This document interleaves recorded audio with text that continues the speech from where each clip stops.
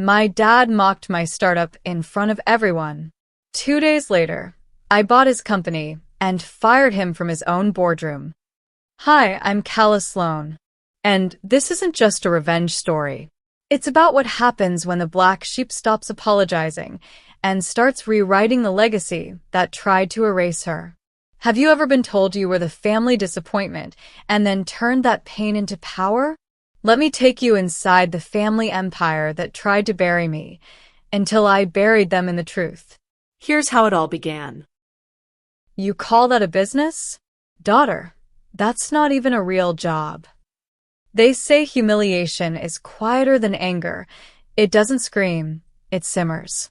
I felt it spread across my skin like a slow burn as I stood in the center of my father's dining hall, every eye in the room fixed on me, every mouth smirking behind champagne flutes. My name had just been dragged through the marble floor. The annual Sloan family dinner was supposed to be a formality, a rich people ritual filled with overcooked tradition and overpriced wine. But this year, Ryder Sloan, my father, turned it into a firing squad, and I was the only target. The long, glossy table stretched like a stage, filled with extended relatives, board members, and investment partners. Crystal clinked. Laughter floated. And I stood there, 29 years old, founder of a small but breathing tech startup, being dressed down like a rebellious teenager. Calla, my father boomed, raising his glass dramatically. Why don't you share with everyone how your little project's going? Still begging for seed money. The table erupted into polite laughter. I felt my jaw tighten, but I forced a half smile. It's called Vire, and we just secured our second round funding. Oh, Ryder leaned back, clearly amused. A whole second round. Let's all clap for our girl's lemonade stand. Another wave of snickering followed. Vivian leaned toward Cole and whispered loudly enough for the entire left wing to hear. So brave of her to keep pretending it's real. They both laughed as if I hadn't been sitting 5 chairs away. I could hear glass forks tapping against porcelain like a metronome to mockery. The music overhead, a sterile piano jazz, had dimmed just enough to let the laughter cut deeper. Across the table, Alyssa's eyes met mine. She didn't say anything, but her expression said it all. Don't give them what they want. Next to her, an older cousin nudged his teenage daughter, who had been filming a plate of truffle risotto for Instagram. Record this part, he said with a chuckle. Uncle Ryder's on fire tonight. The girl frowned. Why's he being mean to Calla? She whispered. Her dad hushed her quickly and turned away, pretending not to hear. I swallowed down the retort rising in my throat. I had grown up in this house. I knew their games. The moment I pushed back, they'd paint me as ungrateful, unstable, unhinged. So I said nothing. I sat down, placed my napkin in my lap, and tuned them out. But my silence wasn't submission. It was preparation. When I was 12, I watched Ryder destroy a man's life with a single sentence in a shareholders meeting. He didn't yell. He didn't curse. He just exposed a mistake, one carefully timed truth, and the man was gone by morning. That night at dinner, Ryder taught me something he never intended. Power doesn't explode. It slices. I held that memory close as the evening dragged on. By the third course, Ryder had made his rounds, bragging about Cole's potential as a future COO, praising Vivian's faux philanthropy, and reminding everyone he built the company from nothing. Not once did he mention my name again. Until dessert. As staff brought out hand-sculpted tiramisu towers, Ryder clinked his glass again. Before we wrap up, he said, let's acknowledge Calla's, what do you call it again, sweetheart? App for freelance dog walkers. I stood up. It's a predictive logistics platform for micro-distributors. Sounds like Uber for broke people, he deadpanned. This time, even a few guests who'd stayed silent earlier chuckled. I looked around, slowly. Faces I'd known for years, boardroom parasites, sycophantic cousins, distant uncles who couldn't name a single book but had stock portfolios longer than novels. None of them would defend me. They never had. I'm not embarrassed by what I do, I said, voice steady. And one day, you'll wish you took me seriously. Ryder smirked, sipped his wine, and delivered the line I would remember forever. Some kids dream too small. Some just dream stupid. Maybe it's time you get a real job, Calla. A quiet fell over the table, not out of respect, but of second-hand discomfort. Even the servers paused momentarily. I looked down at the swan-folded napkin in front of me. Perfect, cold, white, and slowly unfolded it, smoothing it on my lap with the same calm precision I'd seen Ryder use when signing termination letters. My chest clenched. My teeth met. I inhaled. Then I smiled. Thanks for the advice, I replied. I'll keep that in mind in about 48 hours. Ryder raised an eyebrow. What's in 48 hours? I shrugged. You'll see. As I sat down, I caught Alyssa's hand reach under the table. She gave my knee the lightest, quickest squeeze, like punctuation to a sentence I hadn't even spoken yet. After that, I didn't wait for the closing toast. I pushed back from the table, nodded at Alyssa, and walked straight out of the dining room without another word. As I passed the hallway toward the main exit, my phone buzzed. Unknown number. One line of text. He's vulnerable. We move now. You in? I didn't reply immediately. Instead, I turned back once, just enough to see Ryder laughing again, completely unaware that I had just started the clock. If you move fast, you can own everything your father built. 2 hours after I walked out of that dinner, I was sitting on the floor of my apartment, barefoot, still in the same suit, staring at my phone screen like it held the blueprint to something dangerous. And maybe it did. The text was from Noah Kim. Noah wasn't just my friend. He was the only attorney I trusted, mostly because he hated my family almost as much as I did. Years ago, Ryder had blackballed him for speaking out in a shareholder dispute. That night, he was the first person I called. When he picked up, he didn't say hello. Just, you in? My voice was quiet. Talk to me. Noah got straight to the point. Your father's company is about to get hit with a financial audit. One of their overseas partners is backing out, and internal compliance is panicking. It hasn't gone public yet. My heart slowed, then sped up. They're exposed, I asked. For now. And here's the kicker. Ryder doesn't know you know. I stood up, pacing. The city lights outside my window blurred as my brain started connecting dots. Ryder had humiliated me publicly, confident that I had no power. But the universe had just handed me leverage. And in the Sloan world, leverage was everything. What do? I asked. You move fast, Noah said. You get control before he even sees it coming. That sentence snapped something into place inside me. This wasn't about just surviving anymore. This was war. I texted Alyssa. Emergency. Meet me. Now. She met me 30 minutes later at our co-working space, hair in a messy bun, still in a blazer. No questions asked. That's what made her Alyssa. Ride or die, no dramatics, just results. We sat in a glass conference room overlooking the city. The windows reflected back our faces, mine pale and tight, hers focused, already calculating. I know this look, she said, sliding a bottle of cold brew across the table. You found blood. I nodded. Noah says we've got a window. Financial exposure. I want in. I want the whole thing. She blinked once. You want to buy Sloan Holdings? I want to own it before Ryder figures out I'm even moving. She didn't laugh. She didn't flinch. She just reached for her laptop. All right. Show me the breach. We worked through the night. Alyssa pulled up risk indicators, market patterns, and tracked shell corporations Ryder used to shift assets.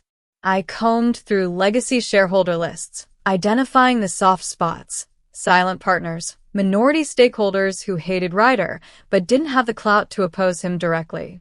Around 3 a.m., we ordered food we didn't touch and laid out our laptops like war maps. A sticky note on the wall read, "Timing everything." In the background, the cleaning crew vacuumed the empty co-working space. The hum of the machine became background noise to our controlled chaos. We didn't look tired. We looked wired. Noah sent over a draft term sheet by dawn. "Get your capital lined up," he warned. "And be discreet. If Ryder sniffs this out early, he'll burn the whole boardroom down before you even reach the door." I understood the stakes. This wasn't some symbolic rebellion. This was acquisition warfare. I emptied everything I had. Angel investors I hadn't spoken to in years. Favors I hadn't planned to call in. I even mortgaged part of Veyer's IP temporarily to buy time. Every cent counted. By midday, I called in a favor from Harper Voss, a rival startup founder who once tried to poach Alyssa. She didn't like me. But she hated Ryder. That was enough. When I explained the play, she blinked, then laughed. Bold. Suicidal, but bold. Still, she agreed to connect me with a family office that specialized in quiet power shifts. Around noon, we hit a wall. One of the legacy stakeholders, a retired partner named Clayton, controlled 11% voting power. Just enough to tip the scale. And he was notoriously private. I got in my car and drove to his estate myself. Mr. Clayton answered the door with a cane in one hand and a cigar in the other. "Calla Sloan," he grunted. "I was wondering when you'd grow teeth." Inside, the house smelled of scotch and old betrayal. We sat across from each other in leather chairs beneath a dusty oil portrait of the original Sloan board. I noticed Ryder's face had been scratched over. "I want your vote," I said. Quietly. He raised an eyebrow. "Your father thinks this is a game of poker." He paused. "You play chess." "He's never seen me as a player," I replied. "That's the mistake." Clayton leaned forward. "I'll give you what you want, but on one condition." "What's that?" "When the dust settles, don't become him." I nodded once. As I stood to leave, his voice followed me. "You walk like him. Don't end up like him." Have you ever been told you're just like the person who broke you? That echo of their shadow following you even as you try to escape it? If you've ever feared becoming what hurts you, leave a comment number 7 below.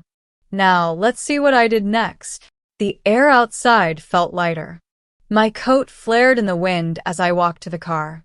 In the passenger seat, Alyssa's file folder lay open, printed emails, names, ownership brackets. She looked up from her phone. "You got him?" I nodded. "We have control." Barely. Back at the office, Alyssa was already moving capital. She wore her war face, sharp, unbothered, unstoppable. I made us both black coffee and didn't speak. Just before midnight, Noah called again. "We have a window. 48 hours. That's it." I walked out to the balcony, looking down at the city I once felt too small in. The cold wind didn't bother me tonight. The pieces were in motion. No time to hesitate. The empire that once belittled me could be mine, if I moved before it noticed the knife. "You have 48 hours, or you lose everything. No second chance." Noah's voice still rang in my ears as I stood in front of the glass wall of my apartment, watching the city flicker like a warning light. 48 hours. That's all I had to pull off the most ruthless corporate ambush my father had ever seen, or burn everything to the ground with me in it. Back in the war room, Alyssa had already pinned a countdown timer to the center of our whiteboard. 47 hours, 58 minutes, and 12 seconds blinked in red LED as she connected a second monitor, the air heavy with tension and burnt coffee. I hadn't even changed clothes since the dinner. There was no time. "We need 3 more confirmations to lock voting control," she muttered, scrolling through our shareholder mapping spreadsheet. 2 are almost there. The 3rd is dicey. "Which one?" I asked. She pointed to the screen. "Everman. He's neutral. Might lean your way, but Ryder's legal team has been courting him for years." I nodded. Let's give him something Ryder never could. By 9 a.m., I was standing in front of Everman's country house in upstate New York.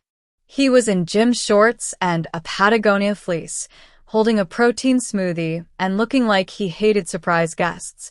"I'm not interested in company politics," he grunted, waving me off. I stepped forward. "This isn't politics. It's survival." Inside, we sat in a sunroom with too many throw pillows. I laid out the risk exposure reports Alyssa had assembled, the offshore funds, the quiet withdrawals. His eyes narrowed as he flipped the pages. "Jesus," he whispered. "He's bleeding the company. He's planning to cover it with a bogus expansion announcement next quarter," I said. "You vote with me now, you keep the company. You vote with him, you become the cleanup crew." Silence. Then a slow nod. "One condition," he said. "You don't replace one tyrant with another." I extended my hand. "Deal." By the time I got back to the city, we were down to 37 hours. Alyssa had secured a bridge fund from a VC syndicate led by Harper Voss. It wasn't just money. It was her way of saying she was officially picking my side. "You realize," she said, glancing up from the laptop, "if this leaks to Ryder, he'll launch a preemptive strike." "He'll try," I said. "But this time, I won't flinch." Noah joined us midday at the office, looking like he hadn't slept in 3 days. He dropped a thick folder on the table. "Draft contracts, NDAs, share purchase agreements. If anyone so much as sneezes this out loud, we're toast." I flipped through the pages, skimming signatures, clauses, contingencies. The legal weight of this operation was monstrous, but I could feel the wind tightening around the edges. Alyssa raised an eyebrow. "You're sure you want to do this?" I didn't answer. I just started signing. At hour 29, Ryder called me. I stared at the caller ID for 3 long seconds before answering. "Kala," he said, tone calm and clipped. "I've been hearing rumors." "Have you?" I replied, feigning boredom. "About what?" "Don't play dumb. I know something's moving, and I know you're involved." I smiled slightly. "You always did underestimate how fast I learn." A pause. Then Ryder's voice dropped an octave. "If you're coming for me, you better be ready to finish the job." "I am," I said, and hung up. Noah stared at me. That was premature. "I needed him to sweat," I said. And he did. Less than an hour later, Ryder's office released a press statement teasing a major acquisition move, a bluff. Pure theater. But it worked. One of our neutral partners panicked and started backing out. Alyssa slammed her fist on the table. "We're losing them." "No, we're not," I said. I grabbed my phone and called Harper directly. "Ryder's bluffing," I said. "He has nothing. If we collapse now, we confirm his narrative." Harper didn't speak for a moment. Then, "All right, you'll have my anchor vote. But if this turns into a mess, I'm pulling out hard."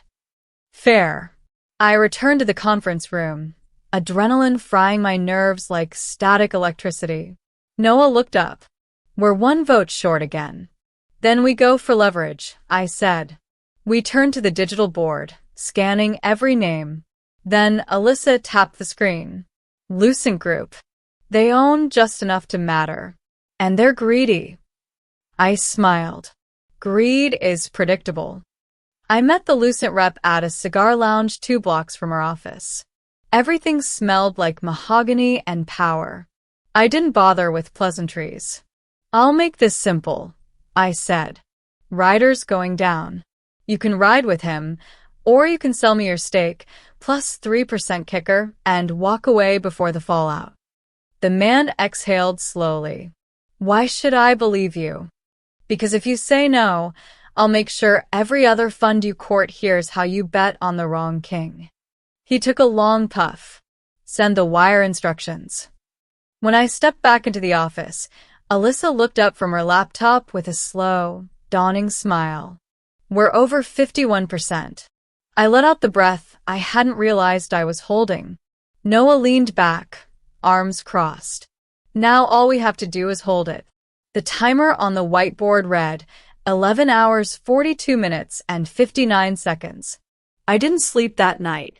I sat by the window, watching headlights cut across buildings, the rhythm of the city mirroring the static in my chest. I'd spent my life being told I was too soft, too slow, too small to play in the same league as my father. But now I was holding his company in my hand, and he didn't even know it yet. "Ladies and gentlemen, please welcome your new majority shareholder." I arrived 5 minutes late on purpose. The Sloan Holdings boardroom was designed for intimidation, 40 feet of oak and marble, floor-to-ceiling windows that cast sharp morning light across polished leather chairs. But today, it wasn't the room that was meant to dominate. It was me. Ryder sat at the head of the table, surrounded by his usual allies. Vivian flipping through her phone like this was just another breakfast. Cole yawning behind a folder he probably didn't understand, and 3 external board members pretending not to be terrified of the headlines they felt coming. He looked up as I entered. Well, he said. "The prodigal daughter arrives. Late, as usual." I smiled. Wouldn't miss this for the world. A few heads turned. Eyes narrowed. Someone coughed behind a coffee mug. The atmosphere had shifted. They felt it.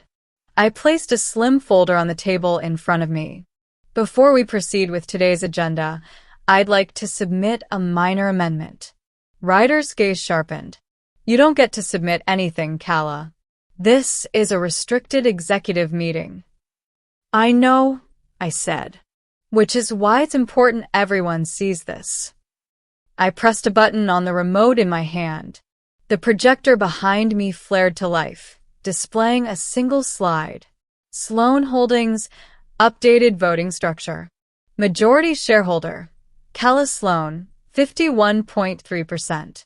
Silence. Not the polite, waiting kind. The stunned, gut-punched kind. Vivian's lips parted. Cole dropped his pen. Someone whispered, "What the hell?" Ryder didn't flinch. "Not yet." "You're bluffing," he said, voice flat.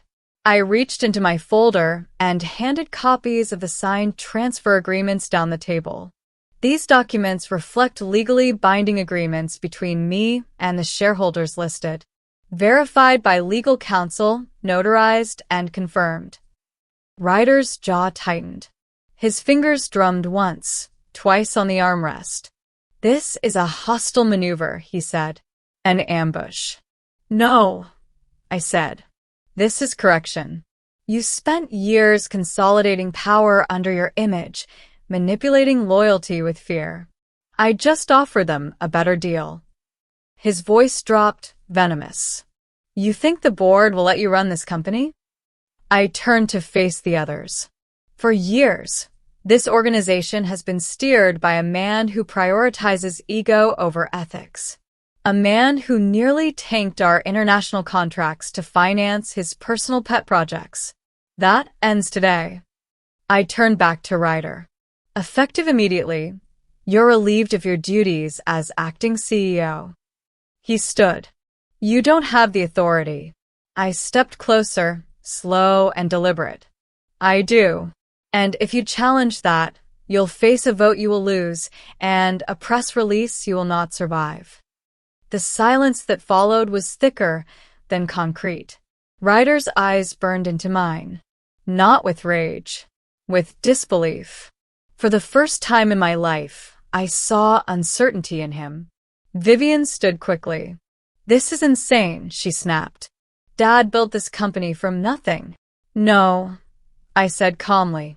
"He built it by gutting others and calling it brilliance.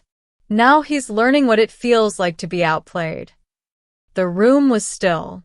Even Cole had gone pale. Behind me, the screen changed. Alyssa, sitting in a satellite office 2 floors down, had triggered the transition. Next slide. Internal audit overview, misallocated funds, $8.2 million. I didn't even have to speak. The numbers did it for me. Ryder's breath hitched. "You leaked this," he growled. "You're sabotaging us." "No," I said. "You did that. I'm just pulling off the curtain." Board members shifted in their chairs, some already whispering. Mr. Clayton nodded slowly from his seat near the window. From the back of the room, I heard the faint shudder of a camera. Jenna Blake, the embedded PR rep, had started filming. Her eyes locked on mine as if to ask permission. I didn't stop her. "I suggest we move to a formal vote," I said, "to confirm the leadership transition." Ryder slammed his palm on the table. "I built this empire. You are nothing without me." I leaned in just enough so only he could hear.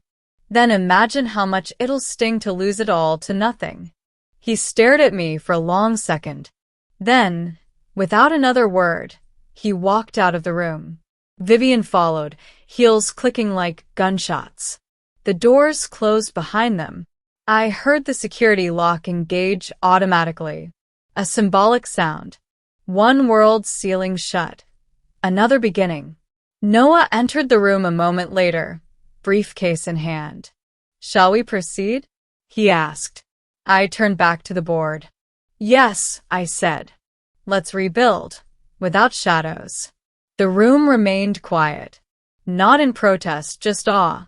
Mr. Clayton stood slowly and offered a short, deliberate nod. Alyssa messaged me a single line. "Finish it clean." I stepped out minutes later into the lobby, and that's when I saw them. A crowd of reporters had gathered, alerted no doubt by whispers from inside. Cameras pointed at the elevator as I stepped forward. Someone shouted, "Kala, is it true you just took over Sloan Holdings?" Another asked, "Where's Ryder?" I paused, adjusted my collar. "He's not here anymore," I said. "And he won't be coming back."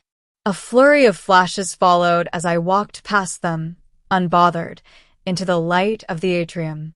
It was done, and this time I had made sure the whole world saw it happen.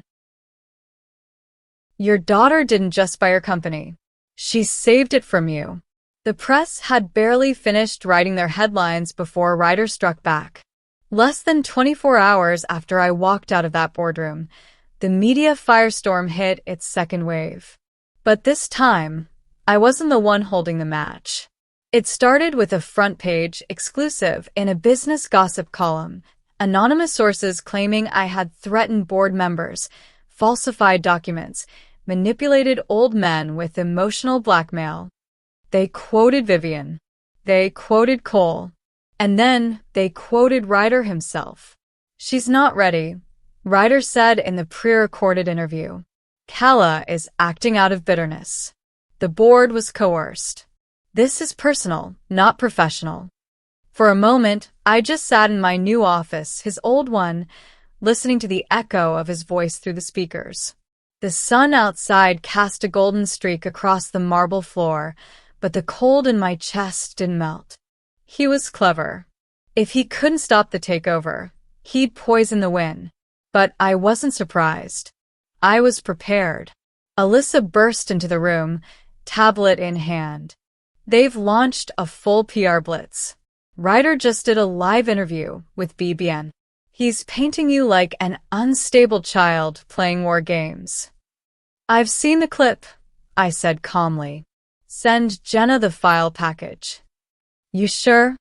I nodded. It's time we take the gloves off. Have you ever hit that moment when silence becomes betrayal to yourself? When you stop asking for fairness and start demanding truth? If you've ever chosen to fight back instead of staying quiet, leave a comment number 9 below. Now let's see how I turn the tables. Jenna Blake, now officially on our communications team, moved fast. By the time the noon broadcast hit, a new narrative was already live. We released a 3-minute segment. Footage from the boardroom vote. Clips from the internal audit report. A whistleblower testimony from one of Ryder's ex-accountants, detailing how offshore funds had been funneled into Vivian's fashion fund and Cole's trust accounts. It was clean. It was surgical. And it hit harder because it was real. Within the hour, the conversation shifted. From, did Calla go too far? To, what else was Ryder hiding? Vivian tried to backpedal first. She issued a teary statement on social media claiming she had no idea where the money came from. Screenshots of internal emails surfaced 30 minutes later. She'd approved every wire. Cole, predictably, vanished. No posts. No statements. Just silence. Noah walked into my office holding his phone. You've started something. I hope you're ready to finish it. I turned my screen toward him. I already did. We watched together as headlines refreshed in real time. From legacy to liability, Ryder Sloan's fall begins. New CEO Calla Sloan brings receipts. Vivian's charity under investigation. My inbox was a war zone. Investors pulling out from Ryder's affiliated ventures. Consultants demanding to cut ties with anything bearing his name. I glanced at my reflection in the glass wall. Same suit, different woman. And then the final blow came, not from me, but from Harper Voss. She leaked footage from a private investor meeting Ryder had hosted last quarter, mocking me and calling the company's culture bloated with nepotism. I didn't even have to amplify it. The internet did the rest. Memes flooded in. Hashtag by Ryder trended for 12 hours. The boardroom photo, me standing, Ryder sitting with his hand midair, became a viral template for Know When You're Beat. My personal favorite? A photo of Ryder's face edited onto a rusted ship with the caption, "Legacy is sinking." Jenna leaned through the doorway, expression sharp. Do we respond again? I shook my head. No need. Let it breathe. At sunset, building security called. Ryder had come to the lobby. Alone. He didn't request access. Didn't demand to speak. Just stood there. Then left. I watched the grainy security footage on mute. The fluorescent lights above him flickered slightly. He looked smaller. Not the man who used to walk into rooms like gravity bent around him. Just a silhouette behind glass, unsure of where to go. Alyssa stood beside me, silent. He won't stop, she said eventually. I don't need him to, I replied. He's already lost everything that mattered. That night, as the city hummed below, I stepped out onto the terrace. The skyline glimmered under a sky smeared with twilight. And something inside me finally stilled. I hadn't just taken the company. I'd taken the narrative. I had exposed the rot beneath the legacy. I had burned the illusion Ryder built and lit the truth in its place. And for the first time, I wasn't trying to win anymore. I was just done. Your daughter didn't just buy your company. She saved it from you. I didn't expect the letter. No return address. Just a single envelope slipped under my office door with a familiar, aggressive slant to the handwriting. Inside, 2 words, meet me, and a location, an old boxing gym Ryder used to train at, back when image still meant muscle. I stared at it for a full minute. Noah stood behind me, arms crossed. He's baiting you. Probably, I said. Then don't go. I looked up at him. I need to see what's left of the man I just destroyed. 2 hours later, I pushed open the rusted metal door to a space thick with a scent of sweat and old vinyl. The gym was empty, dimly lit, almost cinematic. Ryder stood alone in the ring. No spotlight. No entourage. Just the thump of his gloves against the heavy bag. "You came," he muttered, not looking. "You sent for me." He turned then, slower than I remembered. His jaw was bruised. Probably from a fight. Maybe from himself. "You think you won." "I didn't just think it," I said. "I made sure of it."